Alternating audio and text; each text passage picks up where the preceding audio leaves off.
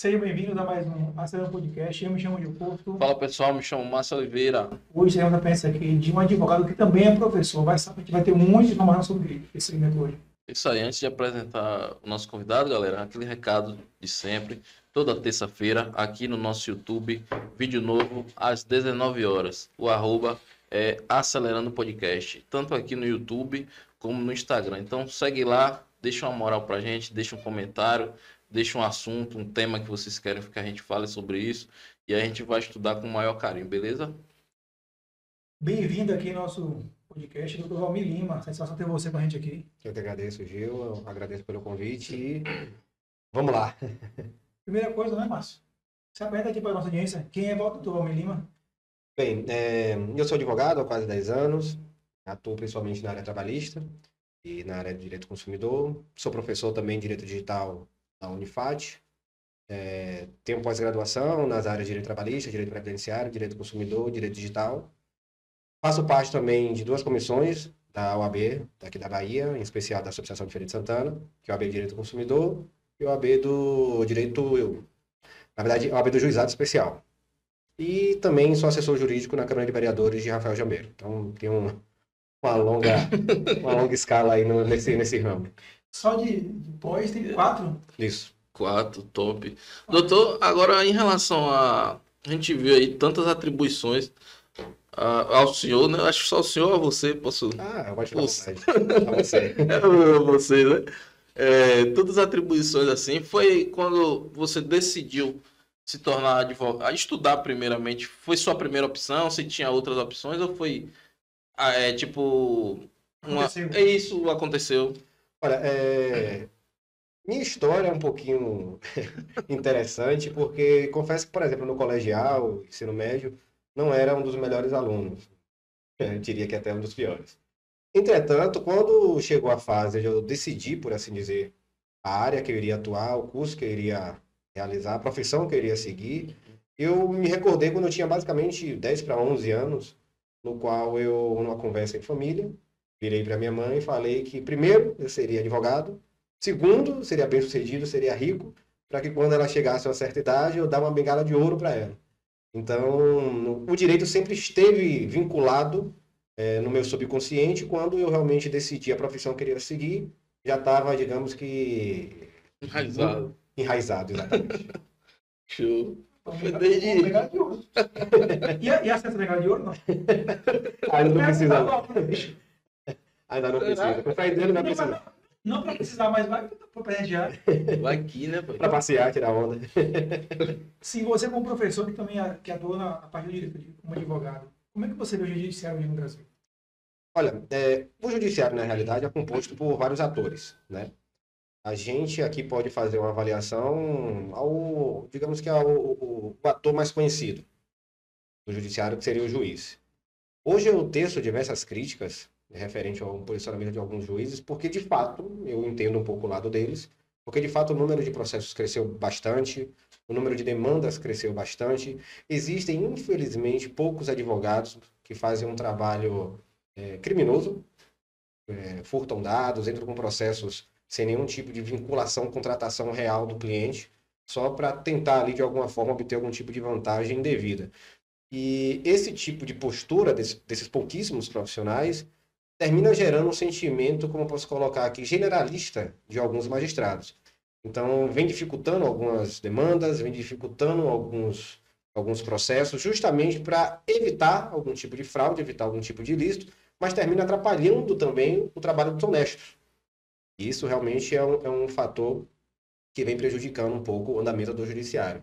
Um outro ponto também que eu critico bastante é o fato de que existem algumas demandas que são o que a gente chama no direito de demandas repetitivas. Ou seja, uma determinada empresa pratica um ato abusivo tão corriqueiramente que você tem inúmeros processos, vários clientes que sofreram aquele tipo de abuso. Então, quando você entra com essa ação, você termina de fato abarrotando o judiciário sobre aquela temática. No começo, é muito comum o judiciário, o juiz, enxergar aquela conduta abusiva, condenar a empresa que praticou o ilícito em um dano moral, um dano material, enfim, pautado, obviamente, na lei. Só que chega um determinado momento que, em razão justamente desse grande número de processos, o sentimento, pelo menos, que eu tenho, a leitura que eu faço, é que o judiciário começa a criar teses para coibir que novas ações sejam protocoladas, para que o judiciário deixe de inchar, deixe de pegar vários processos como esse, e você desestimule o cidadão e o advogado de pegar esse processo. Exemplo, hoje em dia, por exemplo, ações contra instituições financeiras, que é muito comum, porém, também como eu posso colocar aqui, é a criança dos olhos de ouro dos advogados também, que praticam esse tipo de fraude, esse tipo de ilícito. É muito comum, no começo, há 3, 4 anos atrás, haver indenização por danos morais em razão de um débito não automático não autorizado. Quantas e quantas pessoas, por exemplo, que têm um cartão de crédito de um determinado banco, simplesmente se apertou ou não estava nos seus planos realizar o pagamento daquela fatura por fatores financeiros, às vezes de saúde, e o banco simplesmente vai lá e surrupia, né? Bloqueia, deduz automaticamente o valor da fatura sem nenhum tipo de autorização. Essa prática é extremamente abusiva, porque existem ali regras do Banco Central, da Confederação dos Bancos, que dá uma diretriz objetiva e engessada de como o banco deve agir. Pegando esse mesmo exemplo de débito automático. Só pode ser realizado se o consumidor aceitar, contratar. Se não contratou, não é permitido. Então, o que é que acontece? Isso, por exemplo, é uma demanda bem corriqueira que está chegando no escritório. Quando a gente entra com a ação, as indenizações ou estão vindo muito baixo, ou não, simplesmente não estão vindo. Os juízes terminam fazendo uma interpretação extensiva, eu repito, não concordo, de que você comprou, você utilizou o cartão, então o banco pode ir lá e debitar automaticamente. Não, não pode. Existe uma norma específica que proíbe, ponto. Segue a norma, não segue o que você acha. Que você acha certo o banco ir lá fazer o débito automático porque você utilizou. Banco, não vou pagar, porque é um direito, inclusive. Tá errado? Tá, mas não vou pagar. Me execute.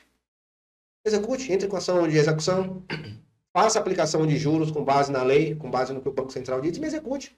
Bloqueie meus bens, bloqueie minha conta bancária, com autorização judicial, mas não faça isso de forma unilateral, arbitrária e por autotutela. O judiciário tem que entender isso e não está procurando formas de barrar processos como esse. Crítica que eu faço, porém, entretanto, todavia, né, o juiz ele tem a liberdade de expressar o entendimento dele e eu tenho a liberdade de discordar dele, inclusive. Basicamente, no Brasil, pelo que você falou, o cara faz o que acha melhor. Ele não vai seguir a norma. Sim. Juízo, para o seu ponto de vista, não. Então, o juízo do Brasil, em sua maioria, ou em parte, faz o que querem. Ele tem o poder da caneta, né? E esse poder da caneta dá uma força muito grande no que ele decide ou não decide fazer. Eu, até nas aulas que dou, na condição de professor, eu sei, a primeira coisa que eu digo a todos os meus alunos é: vamos aqui estudar aplicação de lei.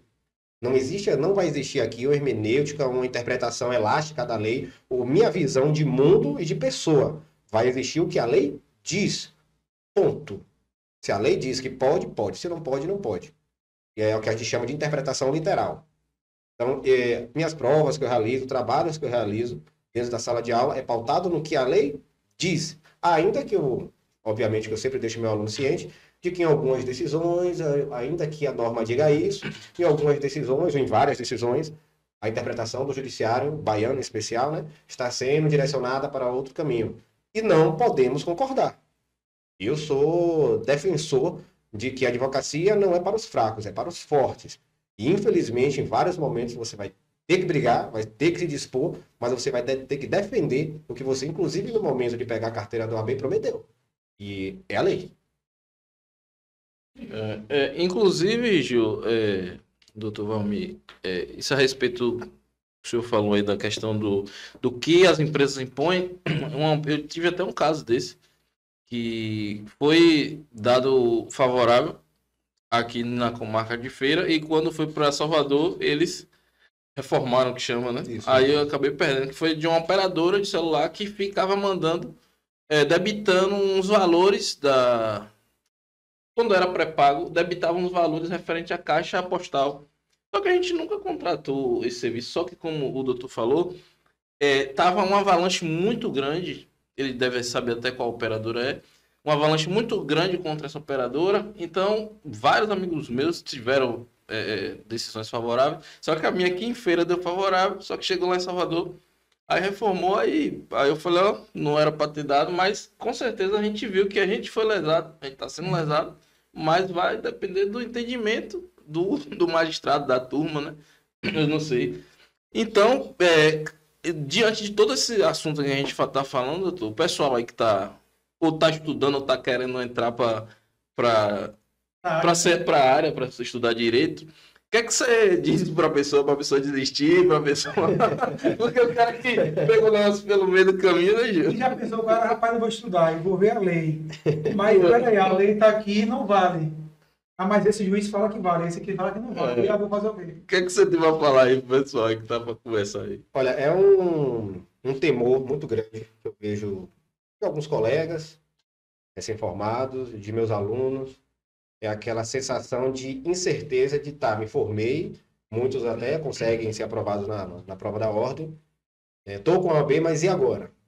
É o que eu digo, especialmente em sala de aula, é o seguinte: você tem que ser um advogado, você tem que batalhar pelo que você enxerga como correto, o que a lei assim determina, só que você também tem que ter um pouco não, na verdade, você tem que ter muito a visão empresarial, do advogado empresário.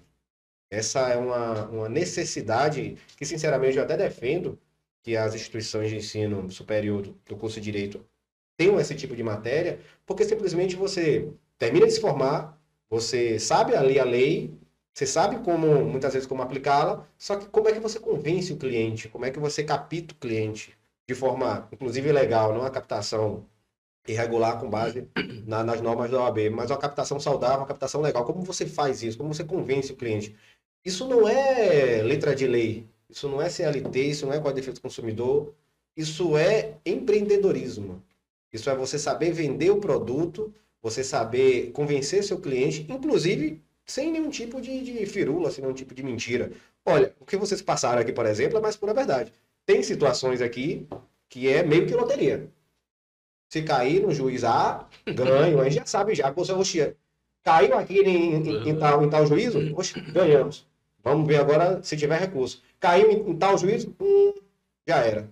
Aqui não vai para lugar nenhum. Eu consigo fazer essa leitura com muita tranquilidade. E você passando a segurança que o seu cliente precisa, inclusive até nesse sentido do judiciário, como ele está operando, você consegue fechar.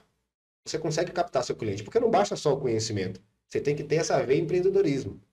Eu confesso que eu a tenho, não pela faculdade, não pelos estágios que eu fiz. Porque minha família é uma família de comerciantes, tem mais de 40 anos no comércio aqui em Feira de Santana, e eu vivi dentro disso. Então aprendi como vender o produto, como conversar com o cliente. Um dos principais erros, por exemplo, do advogado recém-formado vamos aqui, né, uma reunião, olha, avaliando a sua situação, tendo em vista o Código de Defesa do Consumidor, teremos que avaliar aqui sobre a ótica do princípio de... O cara não vai entender. Não tá entendendo nada. O cara não vai entender. Assim, Não, você pode ficar tranquilo, que aqui vamos aplicar a inversão do ônus da prova, artigo 6º. Não estou entendendo nada. Você tem que ter a linguagem do povo. E quando eu digo linguagem do povo, não é aquela linguagem rasa, é do povo que você está atendendo. Se é uma pessoa de baixa instrução, você tem que falar, amigão, o negócio é o seguinte, aqui é raro mesmo com você, a gente vai correr atrás, vai brigar, agora eu preciso de prova, preciso que você pegue tal documento, preciso que você corra atrás disso aqui, ligue lá, anote o protocolo, pega aí, anota, ou se não, grava a ligação. Ah, doutor, não sei fazer isso não, pega o telefone emprestado, grava aqui, fica filmando. Porque às vezes você baixar um aplicativo, ter todo aquele trabalho, a pessoa não sabe. Sim. Se é uma pessoa com instrução, você pode até ter uma linguagem um pouco mais formal. Se for uma pessoa de altíssima instrução, mesma coisa. Até porque você tem que saber atingir. Se você pega um cara estudado, um empresário, bem-sucedido, rico, e você fala, amigão, a gente vai fazer isso aqui, o cara... Não, peraí. Não é assim também não. Assim como? Pois é, você tem que ser um pouco mais assertivo. Então você tem que fazer primeiro a leitura do indivíduo. Sim. E segundo, saber se comunicar com o cidadão, com o povo. Porque senão você não vai para lugar nenhum. Então, a advocacia de fato é difícil. Você demora um pouco para ter retorno. Você entra com um processo em 2024, só vai receber dinheiro em 2025 ou 2026. Ou por aí você vai. está sendo bondoso. Dependendo da demanda. Já teve o quê, assim, falando disso, né? Qual foi o prazo máximo que você chegou a ter retorno de uma ação? E prazo máximo no sentido de quando mais rápido ou Mais lento. mais lento? Eu Demorou. tenho 10 anos advogando, eu tenho processo de mais 10 anos. Tá? Dependendo de sentença. Mas, Processo, eu atuo aqui na Bahia em 17, 15 comarcas. Tem um processo mais ou menos em várias cidades aqui da Bahia. Tem juízes que, quando você cobra, ele utiliza isso, inclusive, do poder da caneta, e me perdoe, eu não tenho como interpretar de forma diversa, e ele simplesmente me dá o despacho. Junte-se informação X. Já tá lá. Já tá lá, amigão. Tu tá me pedindo pra que isso aqui? A única leitura que eu posso ter é: ele se irritou em razão dos meus e-mails, ligações, diligência, cobrança. Ah, vara única, tem pouco servidor, etc. Certo, ok. Só que eu fui pago para trabalhar, para resolver o problema do meu cliente. Se o TJBA não te dá suporte para ter um trabalho um pouco mais célere, me perdoe, isso não é um problema do meu cliente. Também não é meu. É o que eu sempre digo. Tem determinados servidores, juízes e por aí vai, que vivem reclamando. Ah, é muito trabalho. Ah, não dá o suporte. Ah, isso, aquilo. Só que parece que se esquece de uma coisa. Foi a opção. Ninguém colocou uma arma em tua cabeça e fala, vai ser juiz. Ninguém colocou uma arma na minha cabeça e falou, vai ser advogado. Quando eu passei na prova da OAB, por exemplo, que eu tive uma aprovação, salvo engano, na época, acho que eu fui o 5º aluno a fechar a segunda fase da OAB, a tirar 10 na prova da OAB, minha família inteira em peso, não, faz concurso, meu Deus, tu tá aí, estudou bastante, etc, tá na crista da onda, faz concurso. Eu não vou fazer. Não é meu objetivo. Você tem um salário fixo? Tem. Só que você tem um trabalho fixo, você tem uma responsabilidade imensa. Se eu chegar aqui, por exemplo, eu, magistrado, se eu tiver 10 mil processos na minha unidade, eu vou ganhar o mesmo salário. Se eu tiver 1.000, eu vou ganhar o mesmo salário. É daí que vem também a minha interpretação de que eles vão preferir qual forma, 10 mil ou 1.000. Agora, eu, advogado, se eu tiver 10 mil processos na minha mão, é um valor. Se eu tiver 1.000, é outro. Se eu tiver 100, é outro. Eu consigo fazer minha renda. Basta haver planejamento. O cara, quando ele é servidor público, ele tem que lembrar que é trabalho mesmo. E é opção. Então, se você não gosta, se você está achando ruim, abandone Dá lugar. o serviço público. Dê lugar a quem está disposto a encarar toda essa dificuldade, porque existe o ônus e o bônus, a estabilidade, etc. Mas o ônus de você lidar com várias situações, com várias pessoas, com vários problemas. Porque o advogado, eu posso ter uma liberdade de falar, nesse caso aqui eu não quero não. O servidor, o magistrado e por aí vai, não tem essa opção. Chegou, vai ter que fazer. Então é o que eu sempre digo, me parece que com o passar do tempo, parece que esquecem disso. Ninguém te obrigou. Muitas vezes é um sonho ser aprovado, ser convocado. Mas deve ser o sonho também de se manter trabalhando, se manter resiliente e não apenas reclamando. Não vai resolver. Então, minha leitura, por exemplo, dessa situação é de que um despacho como esse e tantos outros é só para retaliar. Olha, doutor, o senhor tá enchendo o saco, usando um bom português. E aqui agora, já que o senhor quer alguma coisa, tome um despacho qualquer, porque na teoria eu já dei movimentação ao processo, então o processo não está mais em atraso, o senhor não pode mais fazer uma denúncia CNJ, uma ouvidoria do TJ ou algo do gênero, então está tudo certo. Só que esse despacho não resolve nada, não faz saneamento algum.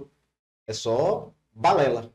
Se eu tiver errado, me perdoe, aí vamos dialogar.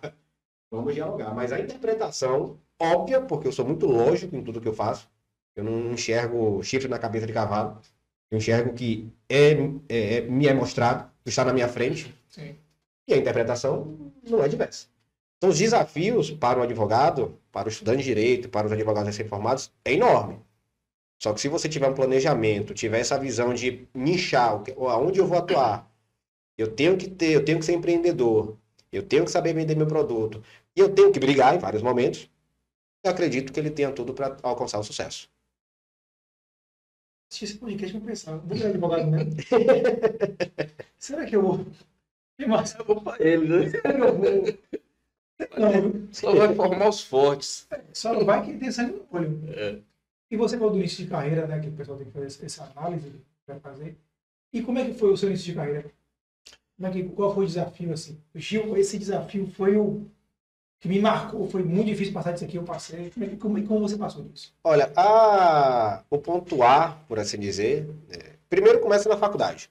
A faculdade realmente é um desafio gigantesco, porque você tem várias matérias, você tem uma série de trabalhos, provas, lidar com pessoas, enfim, é muito complicado.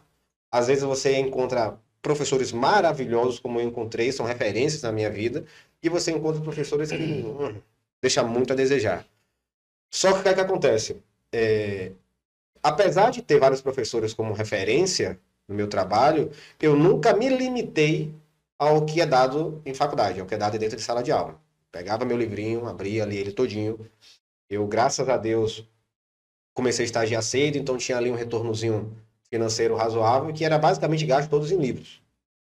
A biblioteca da faculdade também tinha um acervo razoável, então era por dia eu me exigia pelo menos 2 horas de estudo. Confesso que no começo, né, no primeiro semestre, veio aquele rancinho ainda do ensino médio, mas que foi extirpado logo quando a realidade chegou. Eu cheguei uma prova, vi uma nota ruim, eu falei, não, aqui eu não tô para brincadeira. Aqui é o meu dinheiro. Aqui, aqui é meu dinheiro e meu futuro. É verdade. Sim. Eu não tô fazendo faculdade de Direito, mas eu faço Direito. Eu sou bacharel em Direito, eu sou advogado. Não é o status, é o compromisso. Apesar que hoje em dia acho que status para advogado nem... Eu, particularmente, nunca gostei. Cai mais, né? Não vale a pena. Não sei, eu não tenho essa visão. Eu até, assim que cheguei aqui, confesso, estou devidamente caracterizado, porque eu estou aqui também na condição de advogado e professor. Mas se eu lhe falar que eu gosto de investimento, eu não gosto. É quente, a gente não tá em Bariloche. Entendeu? Não, cara, tá de beira. É Pois é. Santana. Deixa. Quando eu comecei a estagiar, por exemplo, até falando sobre esse ponto do desafio, eu comecei a estagiar no terceiro semestre. Como eu disse, eu tive o primeiro impacto no primeiro bimestre ali do primeiro semestre. Eu falei, opa, isso não é para mim, vamos estudar. Foquei bastante. Aí, quando chegou no segundo semestre, eu encontrei um professor meu, que é o Dr. Paulo Rodrigues. Inclusive, um dos mestres que eu tenho como referência. Eu lembro que eu fui fazer uma prova dele. E aí, sempre fui um pouco resenheiro, por assim dizer. E todos na faculdade tinham ele como carrasco. Eu simplesmente virei para ele e falei, ó, posso perder a matéria de todo mundo, menos na sua. E não vai ser com média abaixo de 8,5. Bora ver, bora.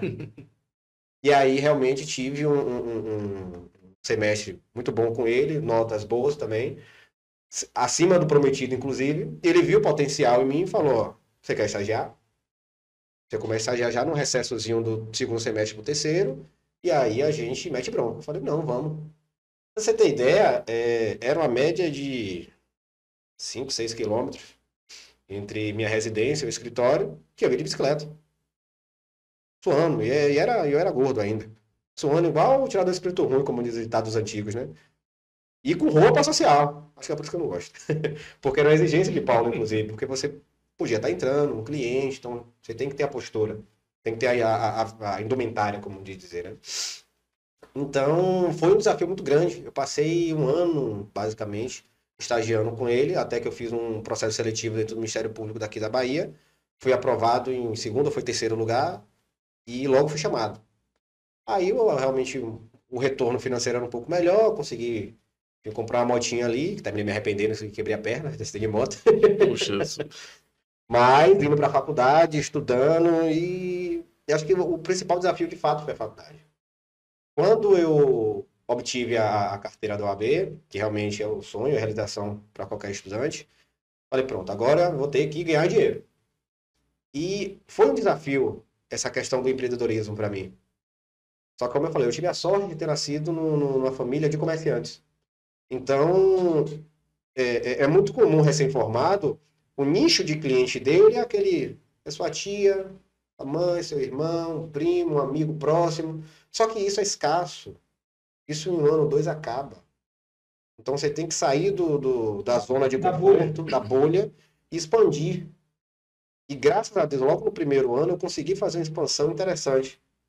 Então, isso de fato eu devo a essa veia empresarial. Eu nasci dentro. Então, assim, realmente, de fato, a faculdade O período que eu estudei para a prova da OAB, eu digo que a prova da OAB foi um filho. Eu parei, literalmente. Porque foram 9 meses estudando. O primeiro concurso da OAB que eu fiz, que foi o 17º, eu fui aprovado. Não fiz cursinho, sinceramente, eu até não recomendo. Tem gente que gosta, tem gente que não gosta, eu não recomendo. Porque o que eu percebo muito em cursinho é que existe meio que macetes. Ah, princípios administrativos, limpo, legalidade. Não é o ideal. Você não vai chegar, por exemplo, como às vezes eu chego dentro da Câmara de Vereadores de Rafael Jambeiro, tenho que fazer algum tipo de situação voltado um pouco para o direito administrativo e falar, caros vereadores, lembre da LIMP. Você tem que ter uma postura de um profissional sério, estar num ambiente sério, então você tem que manter o conhecimento à flor da pele. Então, eu não fiz cursinho, comprei meus livros, estudei em casa, exigia de mim aí de segunda a sexta, no mínimo 2 horas de estudo. Sábado e domingo eu não estudava, vou ser bem sincero, porque senão a pessoa fica maluca. Aqui em Feira, alguns mais antigos conhecem o chamado Beto Doido, que ficava circulando em alguns colégios e tal. E a história de Beto, segundo me passaram, é que ele era estudante de medicina, só que ele estudava tanto que azucrinou. Eu falei, não vou dar uma de Beto Doido. Eu vou focar, só que também tem que ter o meu momento de descanso. Então foram 9 meses estudando. Quando eu fiz o exame da OAB, eu estava tecnicamente falando no 8º.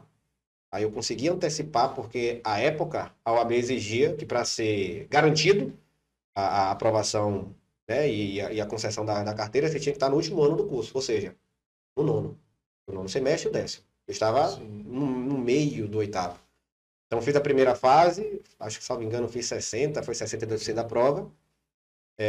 Quando saiu a aprovação, eu falei, velho, eu fiz de teste, mas eu amo o que eu faço, amo estudar o que eu estudo e eu tenho chance de ser aprovado. Vamos correr atrás aqui para antecipar a matrícula. Consegui, fui para a segunda fase. Na segunda fase também estudei bastante. Um fato curioso até sobre a segunda fase é que são, salvo engano, 5 horas e meia de prova. E eu terminei em 4 horas e meia. Contanto é que quando eu terminei a prova da segunda fase, alguns colegas, inclusive da época de colégio, falou, ei, Valmir, jogou pra cima, hein? Eu não, tava tranquilo. Tava tranquilo. Cheguei, entreguei minha prova, algumas semanas depois saiu o resultado, eu tava até no Ministério Público. Quando eu vi o resultado 10, eu falei, meu Deus, valeu a pena todo o esforço, valeu a pena toda a dedicação.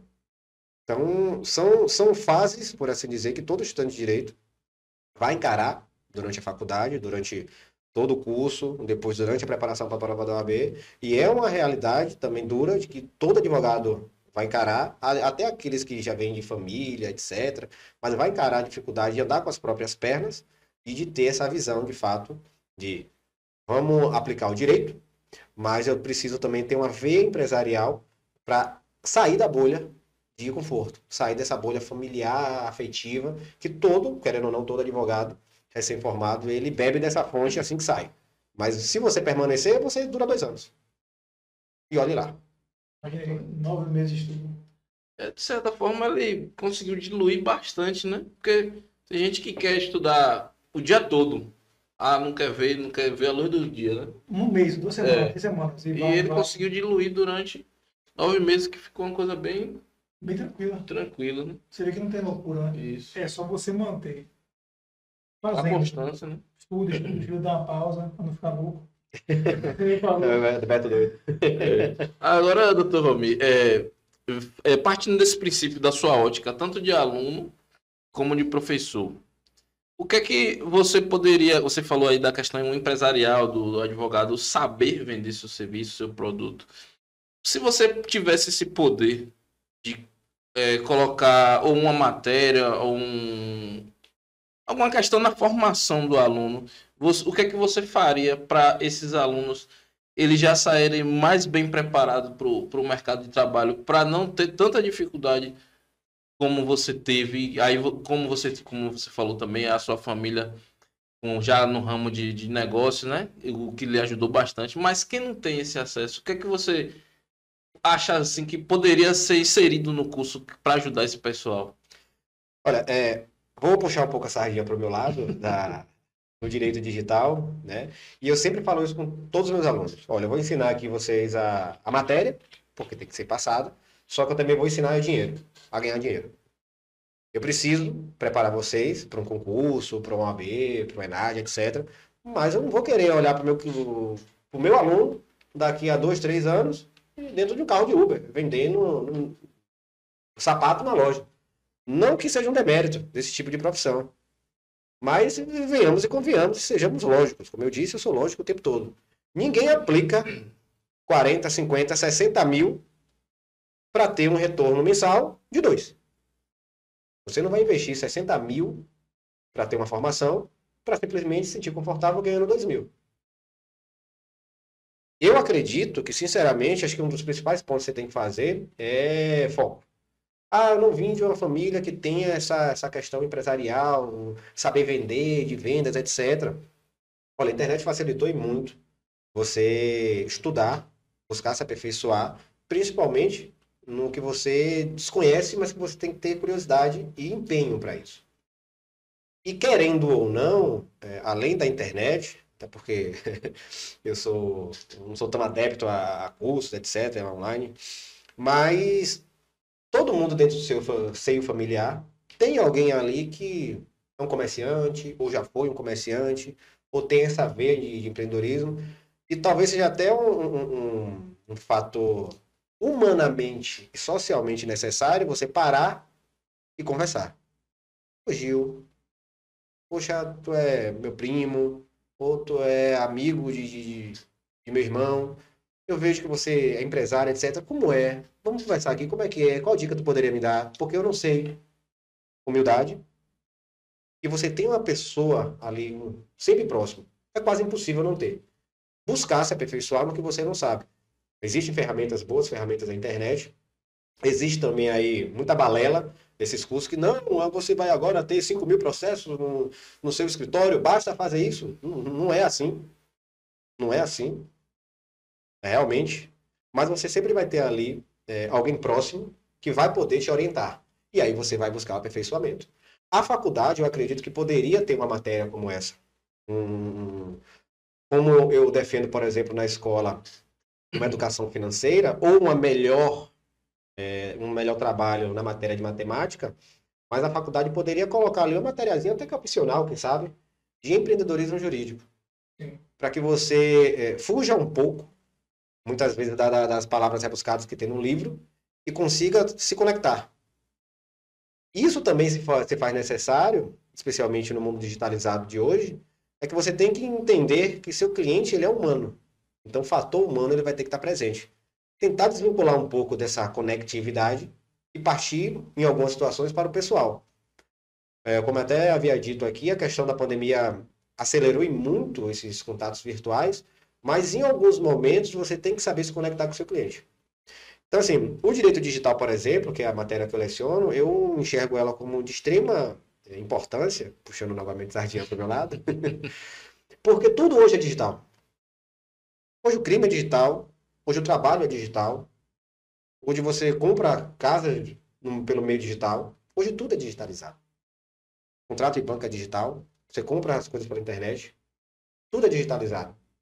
Então, a partir do momento que você tem conhecimentos específicos sobre determinados pontos, por exemplo, LGPD, lá no escritório está tendo uma demanda muito grande, porque houve um vazamento de dados significativo de uma determinada instituição financeira, que os golpistas te ligam, olha, tudo bem, a gente está vendo aqui que você está tentando fazer um empréstimo, que você está tentando pagar um boleto no valor de R$2.000, diz que um para dizer que é você, 2 para dizer que não.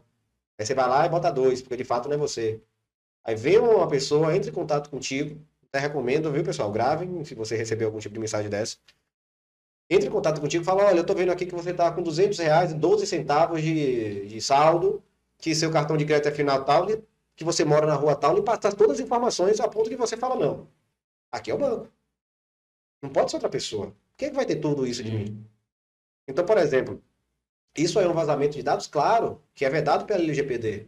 Se o cliente quiser entrar com um processo, esquecendo até um golpe, se porventura ele for vítima, digamos que ele tenha ali adotado medidas de segurança e não conseguiram tirar absolutamente um centavo dele. Mas só o fato de claramente, inquestionavelmente, seus dados terem sido vazados por tal instituição financeira, eu defendo a tese, com base na lei, de que você pode entrar com processo contra essa empresa, requerer um dano moral, porque a empresa tem como obrigação o sigilo de dados.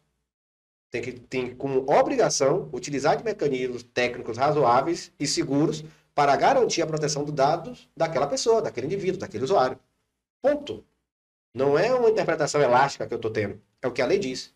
Então, a partir do momento que eu tenho ali violado minhas informações, alguém conseguiu invadir aquele banco de dados e pegar todas as informações minhas a ponto de tentar, ou muitas vezes conseguir me aplicar um golpe, como eu não vou responsabilizar a instituição financeira por isso? É uma lógica, vou utilizar o termo latim aqui, é uma conditio sine qua non. É uma condição óbvia do ocorrido. Agora vamos ver durante quanto tempo, ou se o judiciário vai aceitar essa tese. O doutor é preto branco, né, Varão? É, É aqui, não tem ele é nada. simples de entender, de conversar. E o que eu achei, antes você falou assim, da humildade de ter alguém para você meio que modelar. Sim. Alguém que vai lhe orientar, faz assim, ó, na parte do empreendedorismo.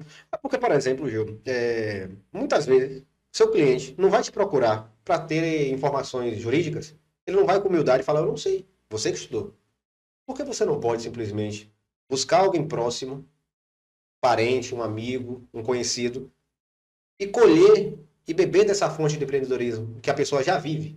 A pessoa está ali. Às vezes a pessoa não tem formação nenhuma. Mas minha mãe, por exemplo, não tem ensino médio. Agora, ela administra uma empresa, ela gera uma empresa como ninguém. Eu não sei fazer isso. Eu não sei, não saberia fazer o que ela faz. Da mesma forma que ela não saberia fazer o que eu faço. Então, é uma questão lógica de humildade que a pessoa tem que ter. Muitas vezes você fica preso, não, na internet eu acho. Não é a mesma coisa. Não é a mesma coisa. Anos de profissão, anos de dedicação, de estudo, não vai chegar ali e te resolver num curso de 2 horas. E você falou o seguinte, a vivência é mais relevante do que os cursos da internet, vamos botar nesse sentido. Em alguns... Cursos básicos. Sim. É porque, assim, curso, ele é para ser vendido. Se o curso é para ser vendido, você não vende dificuldade, você vende facilidade. Justamente para criar um interesse no usuário. Eu vou chegar aqui para você e falar, não, vou fazer um curso como é advocacia. Ou é problema, juiz é chato, você tem que brigar, servidor fica preguiçoso e o processo não anda, aí é recesso demais, etc. O cara vai chegar, eu vou comprar o curso desse cara para quê? Ele não só está me mostrando coisa ruim. Vender só vantagem. Você vende esses cursos, por exemplo, ele tem muita informação boa, mas ele dá um brilhantismo, uma sensação de não. É facinho demais, que não existe. Que não existe. Essa é a realidade. Existe ali uma receita, mas quem prepara é você. Ele te dá alguns ingredientes interessantes, mas o preparo é que é o problema. E o preparo você precisa de conhecimento. Exemplo, você chega para uma situação aqui comigo e eu te digo, Gil, é dessa forma. Porém, o judiciário já entende assim. Uma negativação indevida, por exemplo. Negativaram meu nome. E essa conta já está paga, essa conta eu nunca nem vi. Pronto, vamos entrar com o processo, pega a certidão da SPC Serasa, mostra ao juiz, realmente o débito é inexistente. Eu já lhe digo a indenização que vai vir. Isso foi a faculdade que me deu? Não. Isso é vivência e experiência. Se um estagiário meu ou algum outro sócio com menos tempo de trabalho do que eu vir me perguntar isso, ele vai beber de qual fonte? Do livro que ele estudou na faculdade ou o meu que já tem quase 10 anos de experiência? Então, por isso que não substitui. A experiência, ela molda muito mais, porque a experiência ela parte do erro. Você errou, você quebrou a cara e agora você sabe como resolver. Então, se você procura alguém que já tem essa experiência, você com certeza, em vários momentos, vai deixar de quebrar a cara. E vai poder, quem sabe, alcançar o sucesso com uma velocidade maior. Aí eu acho que deve ter gente perguntando se tem vaga para estágio aberto. Né? Vai ter social aqui, vai ter a fila. Mas tem que andar que é preto branco. Se vier minha boca. Se vier querer fazer jeitinho lá no escritório dele. Não dá. Ele tá aqui. Me diz uma coisa, você falou da carreira, das dificuldades, e quais foram para você as suas influências dentro da parte de como advogado e como uma parte também de professor? Olha, sendo mais simples, falando do professor, Não pode ser extenso mesmo. Deixa tudo bem claro para a galera aprender. A minha vocação, na verdade, o meu desejo de ser professor veio de meu pai. Meu pai era professor de matemática, que não tem nada a ver com direito, inclusive. Ele era até servidor público do INSS, mas vinculado à área contábil. Meu pai era contador. Eu que vim para esse ramo do direito. Mas eu sempre percebi uma alegria muito grande. Meu pai já teve até escola. Dele de lecionar. Já chegou momentos, inclusive, em conversas em família, ele falar que não, eu gostava tanto que se uma escola me chamasse para lecionar, de graça eu iria, porque eu gosto do que eu faço. Então isso realmente me influenciou a essa carreira especificamente. Isso é inquestionável. A função do advogado, acho que todo estudante de direito, quando entra na faculdade, ele não, vou fazer concurso, ser juiz, ser promotor, Juiz etc. é padrão, pô. Já, Padrão. é, muito, Já ouvi isso já. é muito difícil você falar, não, você é advogado. Ou delegado, né? Delegado Delegado é também. isso. Delegado, juiz e promotor. O defensor público é lá atrás. Né? Se der errado, eu vou... Eu confesso que eu fui um deles. Eu queria seguir carreira policial, queria ser delegado. Acho massa, eu sou acelerado, então achava interessante. Você pensou preto branco assim? Mas eu acho que a carreira dele foi ser um foguete ou então. Já tinha sido exonerado. Então, quando eu entrei, de fato, eu tinha esse sonho de ser delegado, porque logo no começo ali do curso, você aprende princípios gerais do direito, e um deles é chamado imparcialidade. E você aprende quais são as profissões, que tem que ser imparcial. O juiz, por exemplo, tem que ser imparcial, o que basicamente não existe. O que é essa imparcialidade? Eu não posso julgar o caso, não posso fazer a avaliação do caso com o que eu acho. Tenho que fazer a avaliação do caso com base na doutrina, que são os livros, jurisprudência, que são outros julgados, com base na lei, por aí vai. Eu tenho que retirar completamente a minha individualidade no momento de julgar. Eu não sou assim. Eu vou defender o que eu acredito com unhas e dentes. Então, imparcialidade, até por uma questão funcional, eu já falei, não, aí não cola. E por eu ser muito preto no branco, eu não ia me sentir bem dizendo, não, eu sou juiz e sou imparcial, sabendo que eu não sou. O que alguns, inclusive, deveriam assumir, mas não assumem. Então eu falei, olha, promotor é uma coisa boa, porque promotor, ele tem parcialidade, ele vai onde ele acredita. Se o promotor para na área criminal, que existem várias atuações do MP, mas vamos para criminal que seria mais fácil. Ele, na questão de homicídio, ele disse, vai fazer a denúncia ou você vai pedir absolvição? Com base na avaliação que ele vai fazer ali do processo. E o delegado da mesma forma, a investigação, sim, não. Então, poxa, duas carreiras que me agradavam. Só que acontece, como eu falei, né? Terceiro semestre, estagiando no Ministério de Advocacia. Paulo realmente me deu uma influência muito boa, porque o advogado, assim como esses dois profissionais, ele tem primeiro a parcialidade. Eu sou o primeiro juiz da causa. Eu vou fazer a avaliação do que você me diz e da documentação que foi apresentada, eu vou dizer, aqui tem futuro, aqui dá pra gente ganhar, bora brigar, vamos pra cima. Ou eu posso fazer a avaliação e falar, não, aqui não adianta, eu não vou perder meu tempo e não vou fazer você perder o seu. Bem assim. Preto no branco.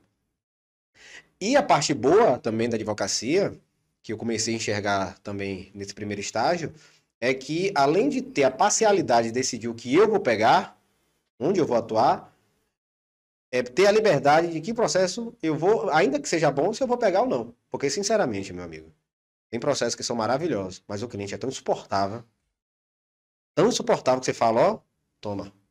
Não, arruma outro, teu dinheiro não vai pagar minha paz. Inclusive, eu tenho alguns assim. E eu deixo muito claro, ó, não sabia que você era desse jeito. Quem manda no meu trabalho sou eu. Então, não venha pra cá querer me dar lição de moral ou me ensinar a fazer meu trabalho, porque não sou nenhum acéfalo. Então, quem manda no meu trabalho sou eu. O trâmite legal vai seguir. Tem situações que dependem de mim, que dependem de mim sempre estão resolvidas de forma muito rápida, porque eu não gosto de deixar nada para depois. Mas tem situações que é uma decisão do juiz, é uma manifestação da parte contrária, às vezes é um laudo pericial, às vezes é uma manifestação do MP. Eu vou fazer o que com esse pessoal? Botar uma arma na cabeça e falar, bora, faça o trabalho, porque Gil tá querendo que a situação se resolva rápido? Eu não tenho esse poder e se tivesse, não faria. Então, tem clientes que você termina descobrindo essa ansiedade, ou às vezes também porque já tomou toco de outros advogados que são irresponsáveis, e quer aplicar a mesma analogia comigo. Aqui não, pai. Aqui não. Exemplo que eu sempre digo a todo cliente meu. Olha, não precisa me perguntar como está o processo. Tendo novidade, eu lhe informo de imediato. Se eu não entrei em contato contigo, adivinha? Não tem novidade. Imagina. Se eu entrar em contato, é porque tem novidade. E, obviamente, que não é qualquer novidade. Fulano de tal foi intimado. Isso vai mudar em quê a tua vida? Não, ó, tem uma audiência, ó, tem um despacho que teve que juntar documentação, ó, a gente conseguiu um bloqueio de conta bancária, olha, a gente precisa de um endereço dessa empresa para ser citada. Então, olha, teve sentença, teve pagamento, teve Algo alvará. relevante. Alvará, é bem relevante, inclusive, né? É algo relevante, não qualquer coisa. Então, quando eu descubro que o cliente é assim, eu falo, amigão, ó, pronto, eu vou pegar seu caso, eu tenho um compromisso contratual de atuar nessa situação, de resolver seu problema, mas pronto, aqui tá resolvido? Tá. Maravilha, né? Resolveu, tudo certinho, prestação de contas, planilha de cálculo e tal. Agora tu vai fazer um favor para mim. Bloqueia meu número. Por favor. O delegado não tem isso. O promotor de justiça não tem isso. Tem gente que vai lá diuturnamente, especialmente em delegacia. Doutor, e meu caso, e isso, aquilo. O cara é obrigado a atender. E é o que eu volto a dizer sobre as opções da carreira que você escolhe. Eu não. Eu posso falar isso aqui, eu não quero. Ah, mas é bom. Mas não compra minha paz. Minha paz é a coisa mais cara do mundo. Então, Mas então, no caso, o civil, tanto como com o promotor como com o advogado, ele consegue uma audiência, se for o caso? É a audiência que chama? é uma reunião, um exemplo. Você consegue agendamentos, às vezes você consegue ir até lá, ele está disponível, porque o cara também tem que trabalhar. Essa informação eu não sabia, Gil. Mas a parte consegue. Ó, tem um processo aqui, eu tenho até advogado, mas eu quero conversar com o promotor de justiça. Ele tem esse direito. E ainda que esses profissionais criem resistência, hoje não, ele vai ter que atender. Ele vai ter que atender. É isso. Ele vai cair na teia. Então, Correto. um dos motivos de eu ter escolhido a advocacia é justamente essa autonomia, liberdade, parcialidade legal justificável que eu teria. Aí quando eu comecei a estagiar no MP, eu falei, velho, realmente, vou ser bem sincero, realmente, o suporte que dão, né, é deficitário. O salário é bom, mas o suporte que dão de equipamento, etc. Eu tinha promotor lá que tinha que comprar notebook para sala. Porque o Ministério Público abre edital, isso, aquilo, etc. E é uma eternidade para dar. Tinha promotores lá que eles contratavam e pagavam do próprio bolso assessores. Porque o MP ou só permitia um, ou agora não. Então, assim, tem essas dificuldades reais, porém, eu repito, é opção. Isso é óbvio. Quando você passa num concurso desse, não acho que não. Agora eu vou para Salvador, ficar ali no prédio maravilhoso, botar meu terninho, isso aqui no meu iPad, algo do gênero. Não, amigão, você vai para Chorrochó do Sul, num calor desgramado, numa estrada de terra, num lugar horrível. De social. É. Saltando. Rede social. Para depois de um tempo conseguir uma promoção, conseguir um direcionamento, eu falei, velho, isso não é para mim. Aí eu aproveitei todo o conhecimento que eu obtive com Paulo Rodrigues e falei, não, eu vou advogar. Isso eu tive logo no quinto semestre. Quinto semestre, já estava, ó, meu ramo é esse aqui. E eu não vou mudar. E não mudei. E, sinceramente, não tenho um pingo de pretensão de mudar. É aquela coisa que tá assistindo aqui o podcast, ou vai largar de mão, ou vai abraçar. É por isso que eu falei, se ele fosse delegado, irmão, ia balançar com tudo. Não é passar nada. É o quê? Cadeia. Não, cadeia. Defende lá dentro. Vai lá dentro defende. Vai. Agora, doutor, diante desses mais de 10 anos de experiência que eu falo que começa desde o estágio, né? Que você passa a conviver dentre as casas, tudo. O que é que você pode compartilhar aqui com a audiência, aqui com a galera? Um caso seu que foi assim diferente, Marcante, né? marcante, por falar, rapaz, velho, eu fiz Com isso mais aqui, de um mas caso, não né? isso aqui. Com mais de um caso. Ele para pensar assim, ó. Ele parou ali. Quer saber que eu sou diferenciada. Tem alguns. Os principais, geralmente, é em casa de família. Que é da área, inclusive, que eu não atuo. É um tanto que curioso, até pelo currículo e pelas pós que eu fiz, porque assim, eu gostava tanto de estudar, que se você pegar meu histórico dentro da faculdade, eu não tenho, isso eu posso literalmente provar, desde o segundo semestre, eu não tenho uma matéria com a nota, uma média abaixo de 8,5, era 8,5, 9, 10. Então você termina absorvendo muito conhecimento sobre muitas áreas. Só que depois você tem que nichar, porque quem sabe tudo termina não sabendo nada. Isso. Porque além do conhecimento literário, doutrinário, você tem que ter o conhecimento de julgados, de vida. Isso aí é impossível você ter em todas as áreas. Mas direito de família, realmente, são casos que, por exemplo, já tive situação de dentro de um divórcio, tinha partilha de bens, aí tinha um jogo de talher, de inox e tal, bonito. Ah, meu amigo, tinham perdido uma peça, então não tava mais pá, tava ímpar. A colher, para dividir, foi complicado, né? Eu quero a colher, eu não abro mão da colher e aí, a colher, Ave Maria. Teve situações, por exemplo, de em mesa de audiência, questão de divórcio também. Ah, eu ainda gosto, eu também ainda gosto. Ah, então me dá um beijo. Lá. Ai, meu Deus, velho. É por isso que eu cobro antes. A partilha, tudo. A pessoa não vai voltar, voltou e o advogado nada. Na área trabalhista também teve uma situação, que é uma das minhas principais áreas de atuação, teve uma situação que eu pude perceber como a cabeça do ser humano é confusa e avulsa e um pouco maluca também. Foi contra uma situação contra a transportadora daqui da região, não foi de feira, mas foi próximo. O funcionário era meu cliente, tinha ali várias verbas a receber, porque não tinha controle de ponto, não tinha diário de bordo, não tinha nada, então o cara realmente realizava várias horas extras. E com a convenção coletiva de trabalho, que em algumas situações pagava 100%, 75%, por aí vai. Meu amigo, esse cara saiu da audiência, porque a audiência de instrução na Justiça do Trabalho é o que eu digo, é a coisa mais maravilhosa da Terra. Stand-up. Não é nem a questão não é engraçado. Sim. É tenso, só que é um tenso que, para quem gosta de fazer audiência, é um tenso gostoso. Uhum. Toda reclamação trabalhista minha, eu nunca coloco as informações às claras. Eu sempre deixo margem na manga ali, para, na audiência, se o advogado for de fato trabalhista, porque é uma área que é muito nichada, direito trabalhista que eu digo, ou você é trabalhista, ou você não é. Não adianta você aqui, não, eu tô na área criminal, eu tô na área civil, direitos reais, imobiliária, etc. E vou vir para cá brincar. Se você pegar o advogado trabalhista, você toma toco. Porque é na audiência de instrução, em situações que precisa de testemunha, que você mata. Então, enfim, a gente saiu dessa audiência, eu utilizei todos os ais na manga que eu tinha justamente para dar o direito que meu cliente tinha. Ali o juiz não sentenciou em mesa, mas ficou muito claro, até pelas perguntas, digamos que maliciosas que eu coloquei, ficou muito claro que ali o cara ganhou. Esse cara na porta da audiência, na porta do trabalho, esperou o cliente sair e ficou seguindo o cara. E o cara me ligando, se tremendo, doutor, o cara tá me seguindo. O cara tá me seguindo, o cara tá me seguindo, o cara tá me seguindo. Fala, amigão, vai para seus passos. Vai para seus passos, para no posto policial e fala que ele é um maluco. Se puder, tirar foto, etc, que a gente junta no processo ainda. E ainda pega e dá moral, que coisa boa. Aí eu parei, pensei, falei, velho, que cara maluco.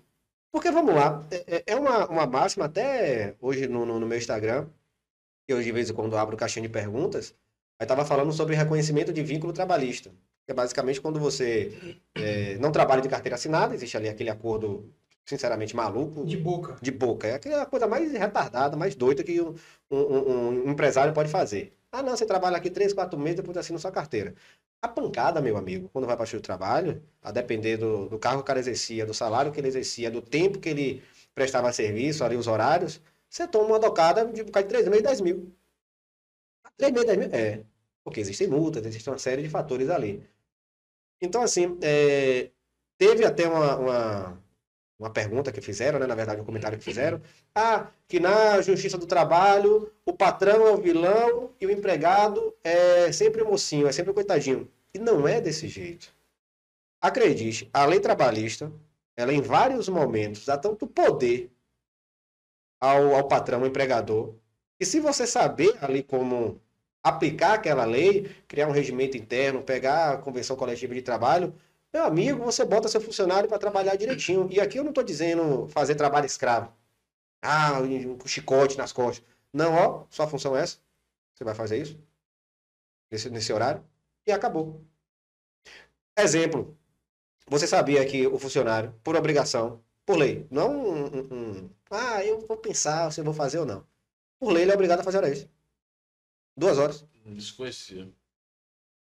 Eu tenho uma empresa, eu estou vendo que, por exemplo, vem agora São João, vem agora Natal, Dia das Crianças. A demanda cresce.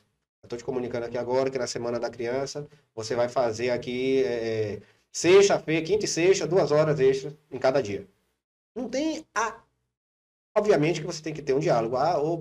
Ô meu chefe, eu sou mãe, ou eu estou tomando conta de meu filho está doente, ou eu tenho uma consulta, tem que haver o diálogo e o bom senso. Mas é obrigação. Tem funcionário que ele pode fazer a hora extra, ele está ali completamente livre de desimpedido, mas ele vai lá, não vou fazer não. E o que é que o dono da empresa faz?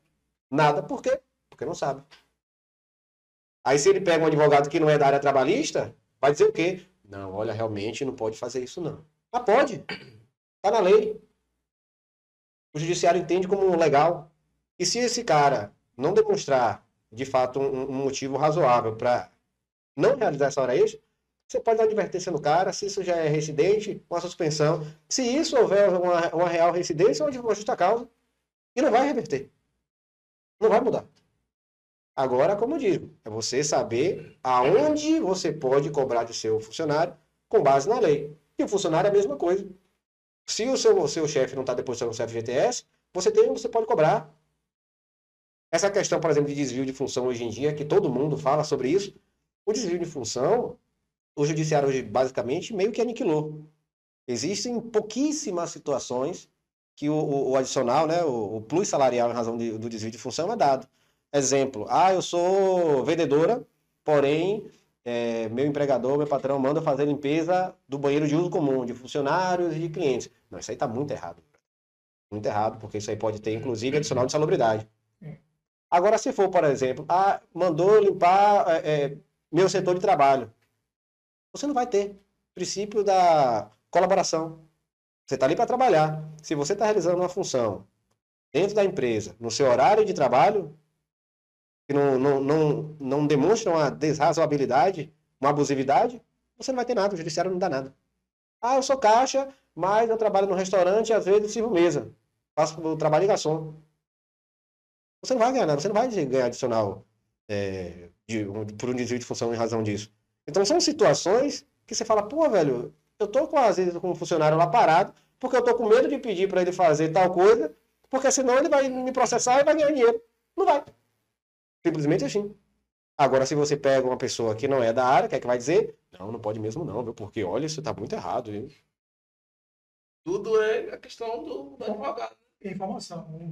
Pelo que você falou, a informação que vai fazer com que a pessoa tome a decisão correta. Sim. Ou até ter vantagem, na verdade, sobre a situação. Sim. Vantagem não é de tirar a vantagem do outro, é ter vantagem de ter seus direitos garantidos. Sim, porque assim, a relação trabalhista, por exemplo, que eu costumo dizer, é uma via de mão dupla.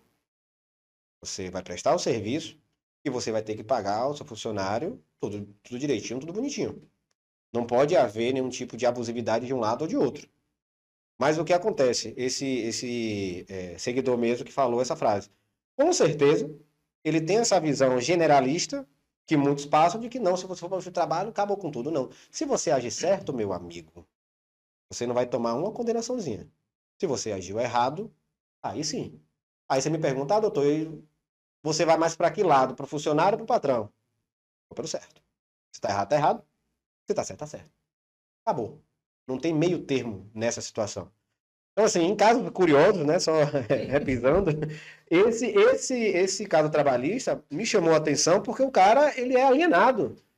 Ele, acho que viu uma resposta como essa, por exemplo, lá eu sou vilão, e o cara tinha que trabalhar mesmo, etc, e achou que estava correto. Poxa, bota um banco de hora na tua empresa. Se o cara faz hora extra, depois você vai lá e dá uma folga num dia que está mais calmo. Simples.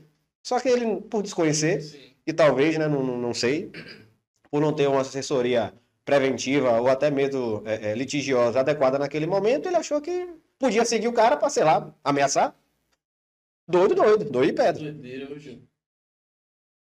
Agora, doutor, me surgiu uma dúvida aqui. Como a gente está falando da mão dupla, se o funcionário pode acionar a empresa na justiça? Tem casos que a empresa aciona o funcionário na justiça? Sim. Tipo, qual é o mais qual é o mais comum assim que pode acontecer? A gente sabe que deve ser bem difícil, né? Assim, no geral, ele se limita basicamente à chamada ação de consignação de pagamento. Tá, doutor, como é que acontece isso? Abandono de emprego é mais comum. Ou recusa de recebimento de verba. Porque existe uma multa na CLT de que isso aí todo mundo sabe. Se não pagar a verba trabalhista, energia, existe uma multa equivalente ao salário. Pronto.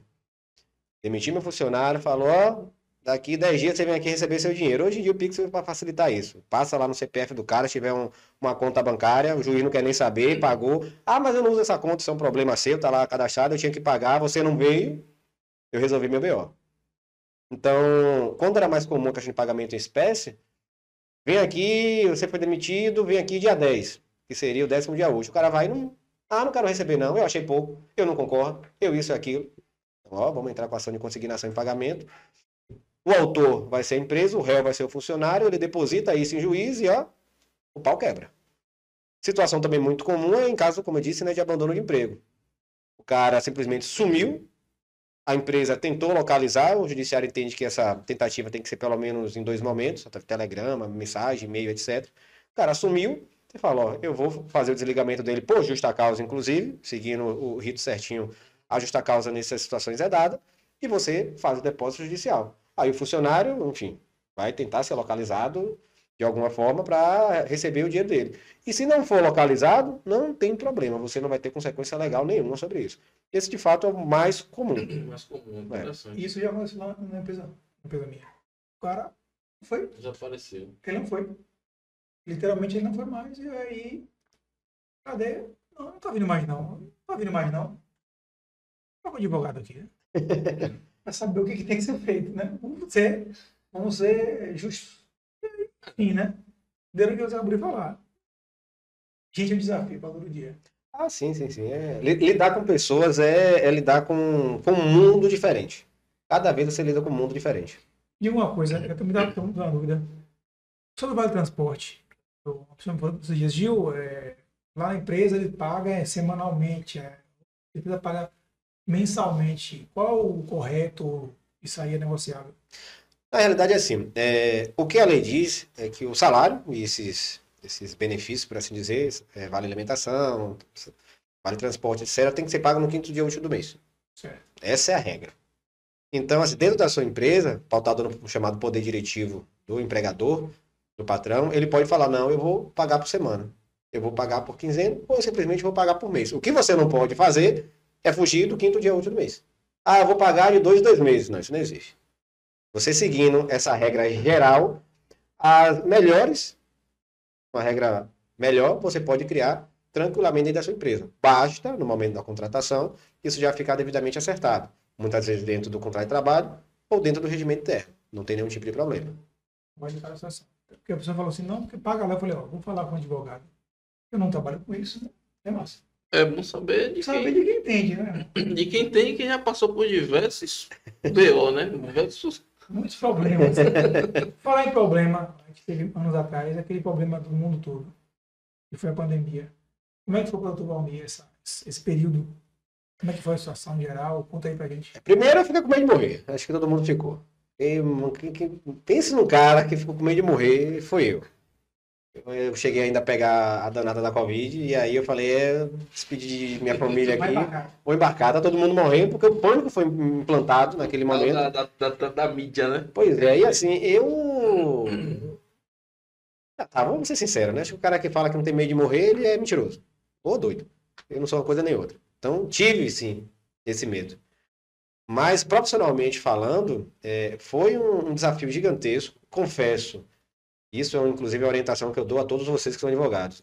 Quando possível, faça uma reserva de valor, porque se eu não tivesse feito isso, na pandemia, meu amigo, pode ser o quê? Passaria fome. Porque o judiciário fechou, os processos ficou parado, alvará não liberava, processo não andava, a obrigação de pagar não tinha prazo, então o dinheiro não saía. De forma nenhuma. Então, esse fator financeiro pegou e muito. Muito, muito, muito. Só que eu sou metódico, sou, sabe, muito bem organizado.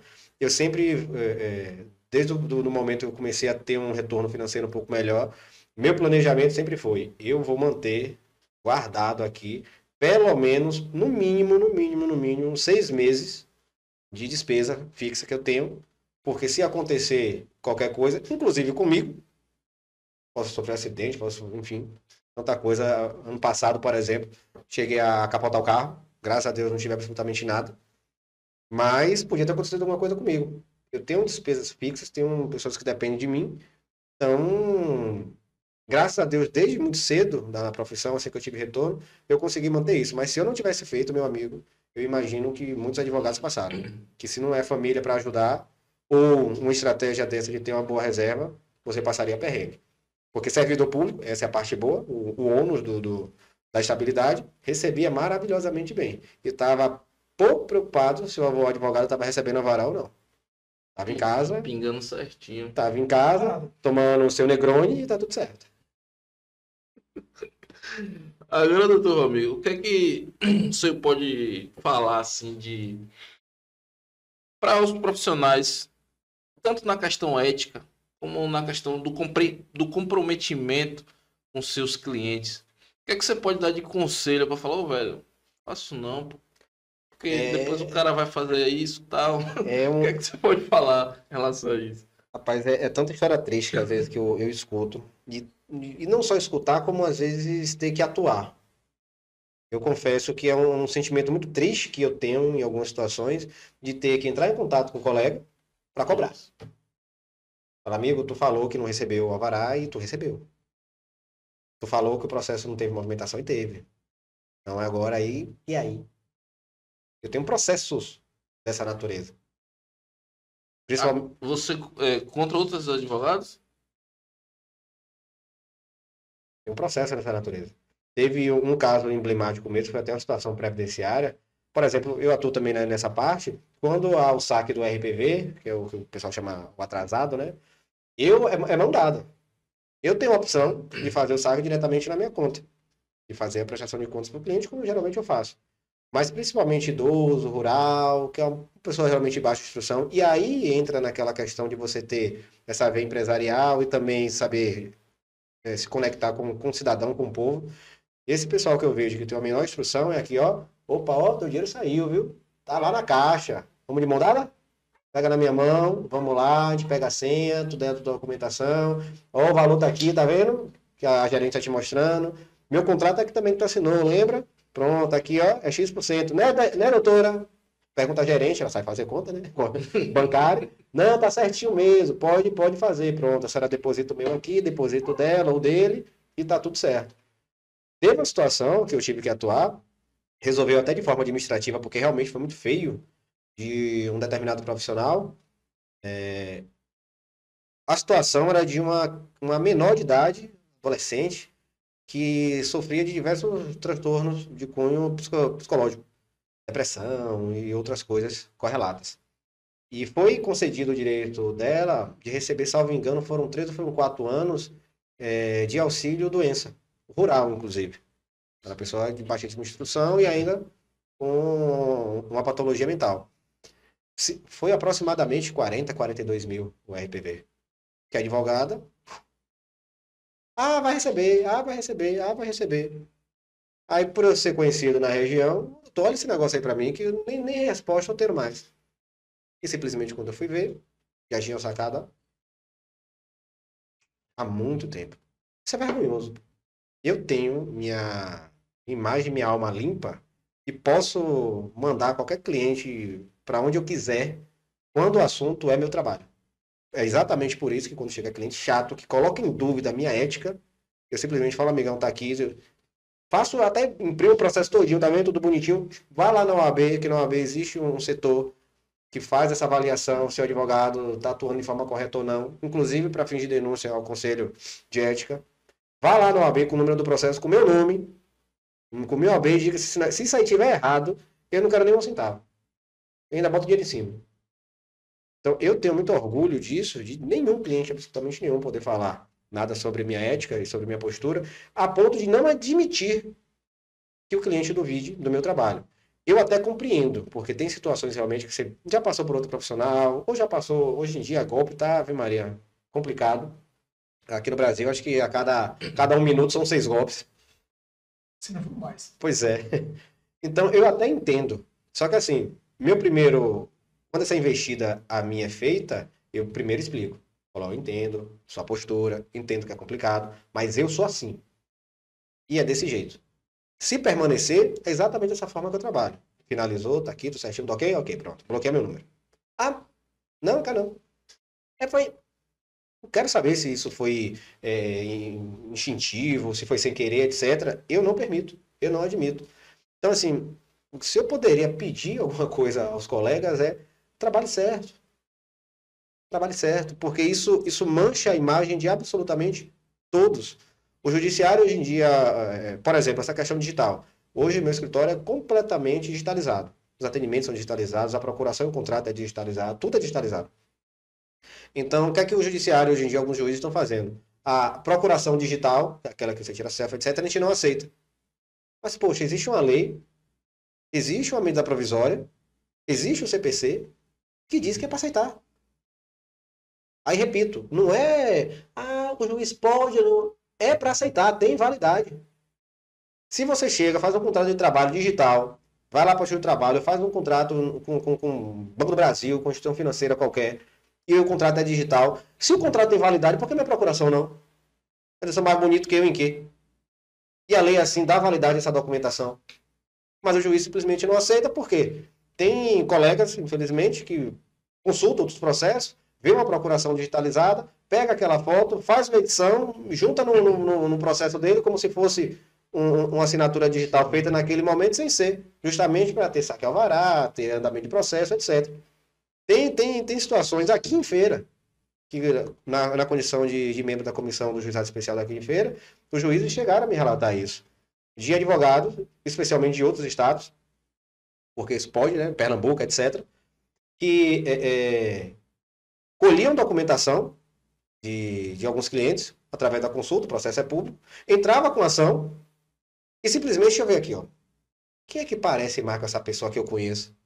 E colocava outra pessoa. Imprimia o RG, que estava lá em outro processo, plastificava a Joana. E sem ser. A pessoa vai tomar conhecimento quando não tem nem mais graça. Isso quando toma conhecimento. Chegou a cliente no escritório exatamente dessa forma. Me ligaram aqui de tal lugar, de tal instituição financeira, querendo fazer um acordo, e eu não sei nem que processo é esse. É mesmo, é. Essa questão de fiéis, por exemplo, porque existia um determinado abono para médico que trabalhou no fiéis, os residentes, no caso, teriam um desconto aos que faziam parte desse programa. Velho, quando o médico entra com esse tipo de ação, eu acho que é uma falta de cautela do judiciário e do advogado que o representa não colocar em alguns documentos de sigilo. Você tá lá com o CRM, contra-cheque, você tá com comprovante, você tá com tudo do cara. Imagine aí, eu chegar no Itaú, opa, tudo bem? Sou médico, sou Valmir Lima. Verdade, você tem Quero uma aqui. documentação toda da pessoa. Aí você faz um empréstimo de 200, 300, 400 mil, porque o banco sabe que o profissional dessa área ganha bem, então você pode liberar crédito à torta e direito. Então, assim, são situações que realmente alguns... Eu digo que é uma organização criminosa, porque não é só um. A gente, não sei se vocês chegaram a acompanhar, eu sou muito ligado à notícia, sou o tipo de... meio coroa também já. Eu acordo 5h30 da manhã e já ligo o jornal. Fico acompanhando. Foi aberto agora uma questão de investigação, várias pessoas sendo presas, inclusive da Caixa Econômica Federal, em alguns estados aqui do Brasil, de que funcionários da Caixa cediam acesso àquele Caixa Tem, que é onde você recebe benefício, e os golpistas simplesmente limpavam o dinheiro. Limpavam o dinheiro do pessoal, e já faz aquela triangulação, né? Lança para uma conta, lança para outra, criptomoeda, etc. E a pessoa ficava no prejuízo.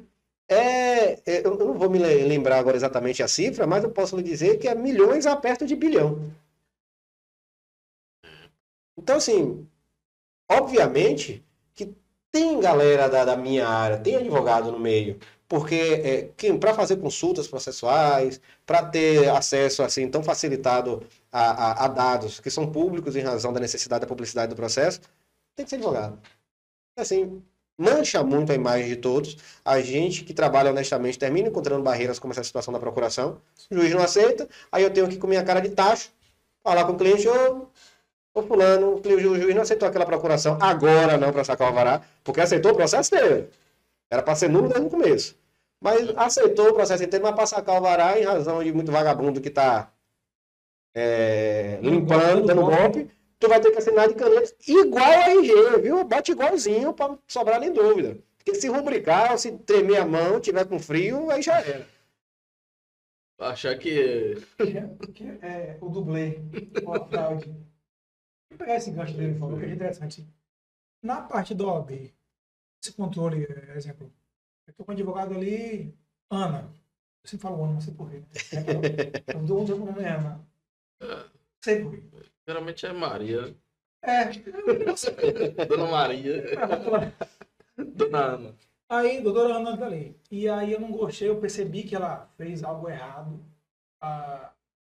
Me lesou de alguma maneira. Aí eu consigo ir na OAB para prestar uma queixa ou abrir alguma coisa contra. Como é que a pessoa faria isso? Primeiro, a gente tem que subdividir, primeiramente, o erro do ilícito, né? Existem interpretações, por assim dizer, do cliente, se consultando com outro advogado que tem uma outra opinião, porque o mal do direito, infelizmente, é isso. Por isso que eu gosto dessa postura que eu tenho de ser literário. A lei diz isso, eu vou defender isso até o fim. Mas, enfim, digamos que a gente entra com um determinado tipo de processo, com uma determinada estratégia, e você, colega advogado, enxergou que aquilo ali poderia ir para o outro lado. Isso é uma opinião sua, da qual eu não coaduno e, sinceramente, lhe perguntei. Mas, aí você vai lá, lubridia o cliente, fala meio mundo de coisa, não, aqui ele errou. Isso, tecnicamente falando, não é um erro a ponto de você chegar e na OAB e questionar alguma coisa. Seu advogado, ele atuou de forma correta, utilizando uma linha argumentativa plausível e, enfim, pode não ter tido indenização ou um reparo esperado, ou simplesmente não teve, foi improcedência, algo do gênero. Isso eu particularmente não enxergo como erro. Graças a Deus nunca aconteceu comigo, mas já aconteceu com alguns colegas, e eu defendo a atuação livre e o entendimento, né, a criação argumentativa livre dele. Mas quando você vai para o ilícito, que é, por exemplo, a doutora Ana, né, ela fez ali um conchavo, fez ali a parceria com o advogado do banco, de uma empresa, ou quem quer que o seja, porque a condenação trabalhista, por exemplo, viria de 50 mil, ela, doutor, a gente faz aqui uma parceria, faz um acordo, você convence seu cliente a fazer de 20, e aí o senhor me dá 15. Já tem, a empresa vai ter economia, dá 35, é 15 no bolso. Sim. Isso aí é um ilícito, porque você está de fato lesando seu cliente. Tendo conhecimento e, obviamente, elementos probatórios para isso, você pode ir na OAB.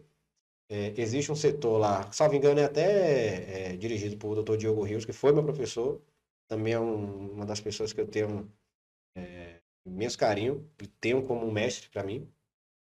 E é até engraçado que ele atua na onde eu trabalho, e às vezes esses encontros, e às vezes até embaixo, é muito interessante, mas enfim. Existe um setor na OAB que faz essa avaliação processual para justamente diferenciar o erro do ilícito.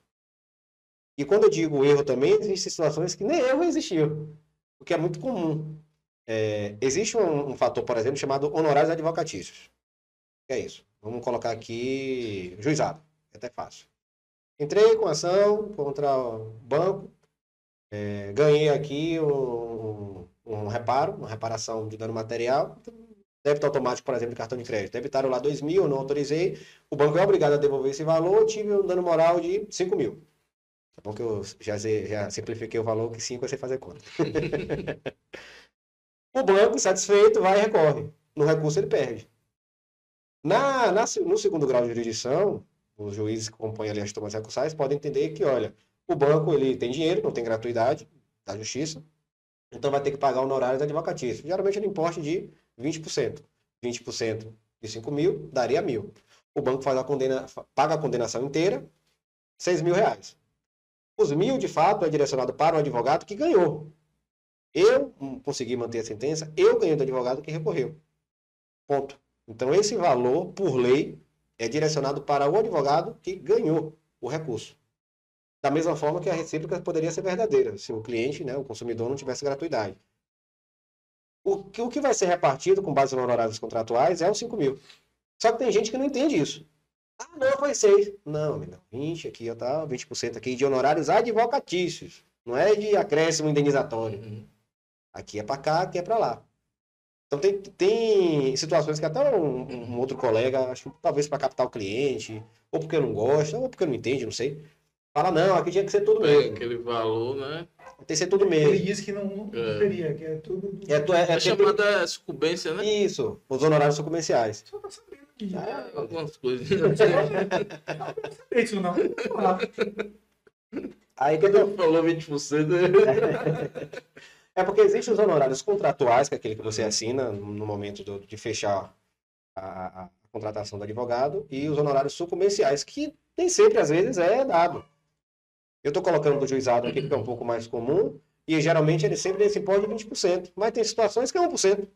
Tem situações que o juiz não dá nada. aí não vai querer dividir, né? 1%. Entendeu? Então não é regra. Eu fui para o lado do juizado por ser um pouco mais simples de enxergar o exemplo.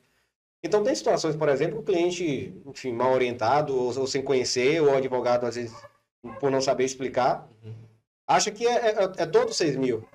Quando há ali o reparte dos 1.000 e a dedução dos honorários contratuais em cima dos 5, ele não, tá errado, vou na OAB, o advogado me roubou, me lesou, e não é dessa forma.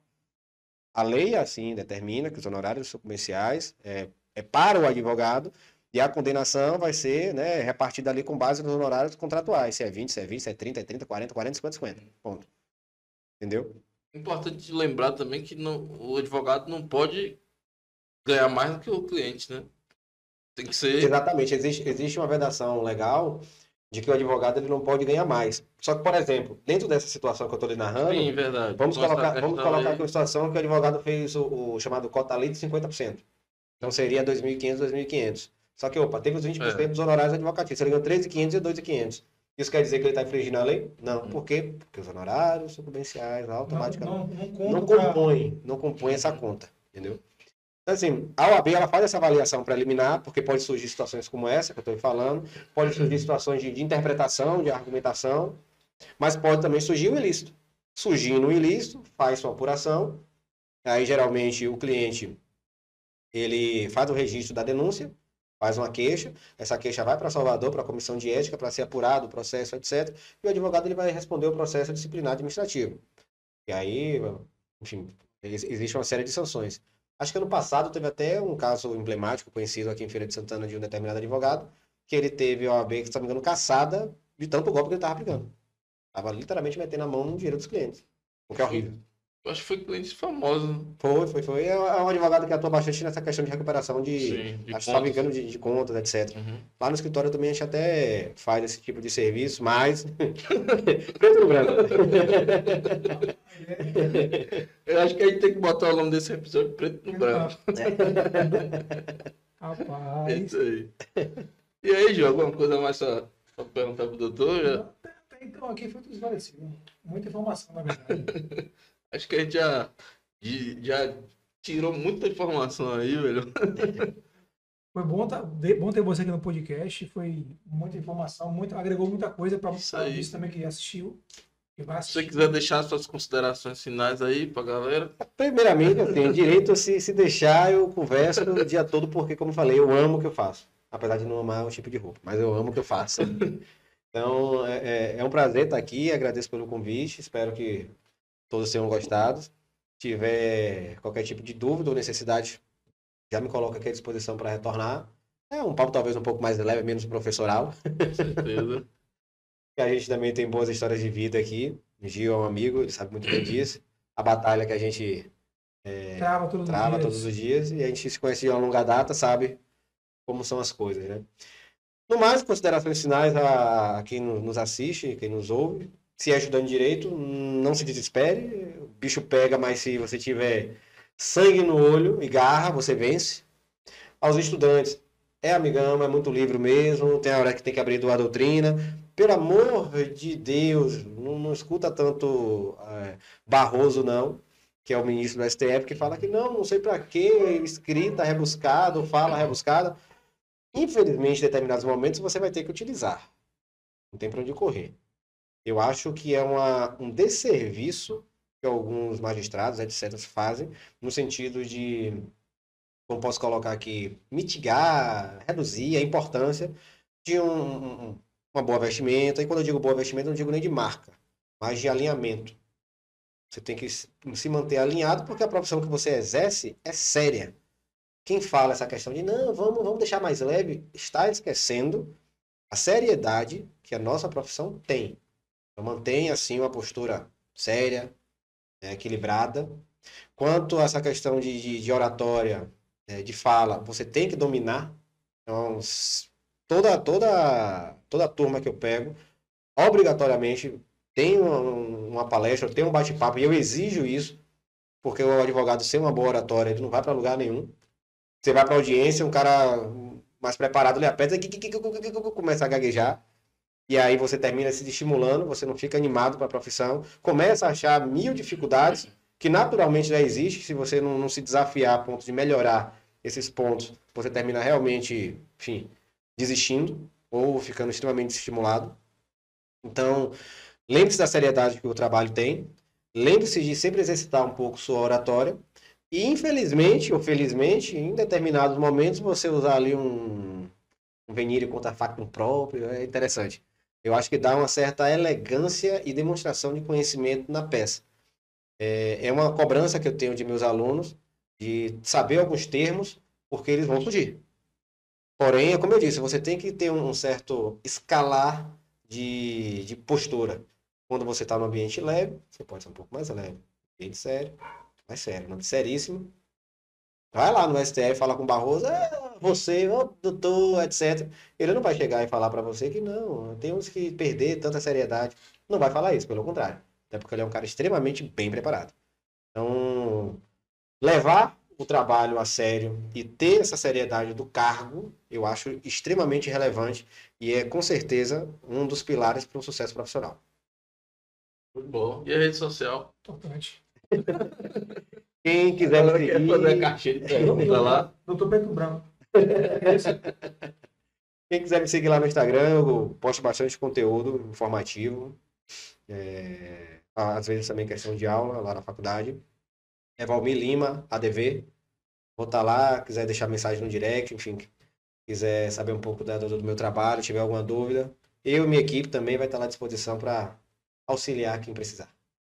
Top. Então é isso. Mais um podcast finalizado com muita informação.